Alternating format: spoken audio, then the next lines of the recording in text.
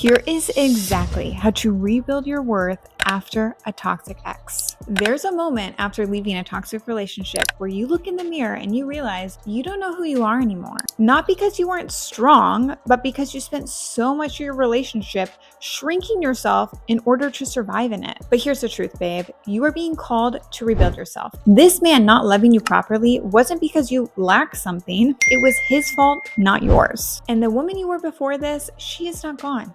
We just need to give her a little call and have her come back. So here's a step-by-step guide of exactly how to do that.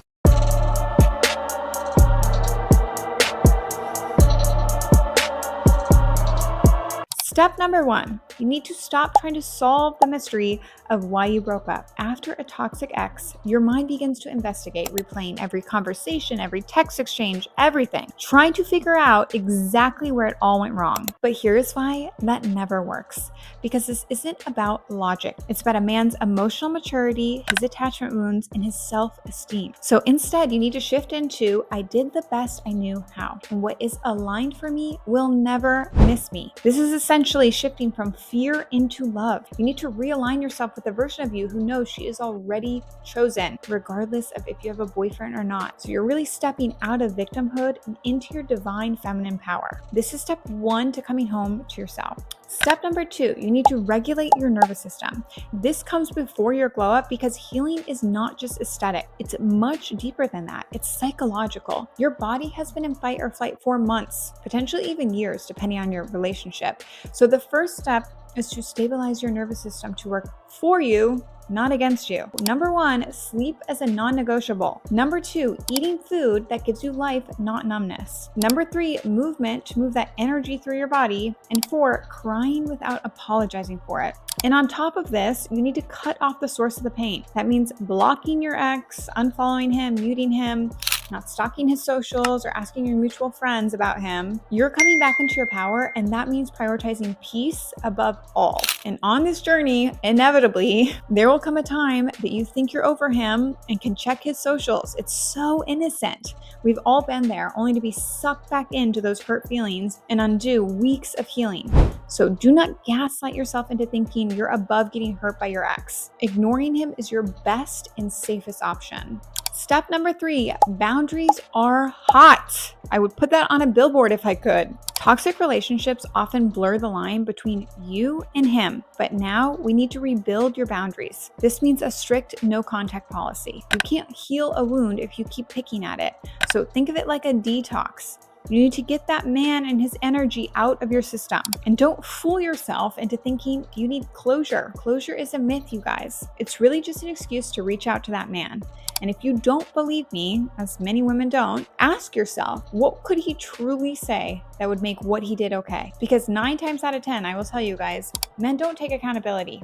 And really, they just end up justifying why what they did was okay. And you as a woman only get more infuriated. So if you struggle with no contact, I encourage you to think of it as this man is not worthy of your energy. It's not that you're restricting yourself and you're like using all your willpower not to reach out to him. It's that you've chosen to put your energy elsewhere because you want to return on your energy, and that man is solely a drain. It's a much more empowering way to view no contact than restricting yourself. It's not about willpower, it's about coming back to your power. Step number 4, you need to rewrite your story. Write or think about the woman you want to become and really inquire, what are her hobbies? What are her habits? How does she think and move and act? Then make a list of actionable steps you can do to embody her. Maybe it's meditating every morning, or Pilates classes, or replacing fast food with homemade meals, or getting a new wardrobe, or maybe joining a book club. It's these micro moments that build self-confidence and make you proud to be yourself. This is how you shift from a heartbroken stage faster and become magnetic again, the new and improved version of yourself. This is a step above a glow up, in my opinion, because it's not just surface level. It's much deeper. It's evolving into the woman you were born to be, one who is powerful, strong, and in love with her life,